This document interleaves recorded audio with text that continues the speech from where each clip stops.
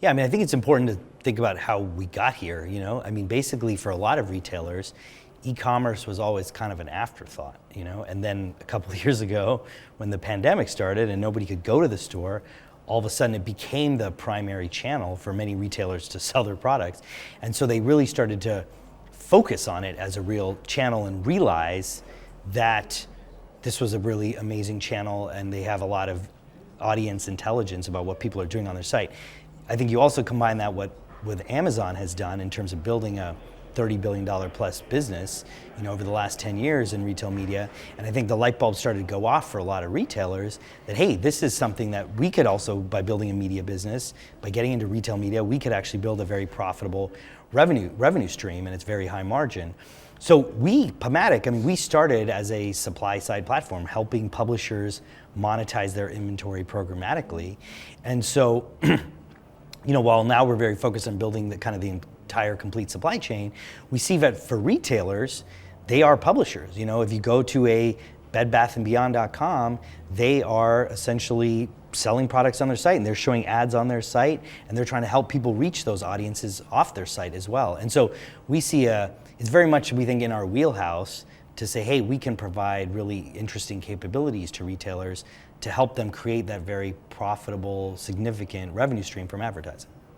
So tell us about the opportunity for publishers, so many that you represent worldwide. What's the opportunity for them in this commerce play now? Yeah, I think the opportunity for publishers who are not retailers, who don't sell things, you know, kind of organically or endemically, I think the opportunity for them is really that there's more kind of intent out on the internet that's being monetized, right? So if I go to Gap.com and I look at some products, how can I now, and Gap is saying, hey, I want to bring that consumer back to my site, they are going to generate media dollars by reaching those consumers on another website, on some other publisher that we work with. So I think it's another way, sort of grows the digital media pie, and that money will be spent on publishers. And so I think that is kind of the real interesting opportunity for non-retailer publishers. Cool. And just talking about the core business of PubMatic and your growth and sort of the demand for services, you know, give us a quick update. Yeah, absolutely. Pretty excited about how it's going. We actually just had our quarterly earnings announcement last week. Yeah, I mean, it's been a pretty amazing last couple of years, especially after the kind of down of COVID and then things coming back up. But, you know, the big focus areas for us are, you know, continuing to grow our omni-channel presence. So, I mean, over 65% of our revenue is now from video and mobile. So where people think about us, you know, maybe historically as a display-focused SSP, like I said, over 65%, I think it was like 69%, you know, was actually video and mobile. And so that's a big focus. CTV is a huge focus for us. We grew at over 5x year over year. So omni-channel is a big thing. I think the other big, you know, piece for us is supply path optimization, SPO.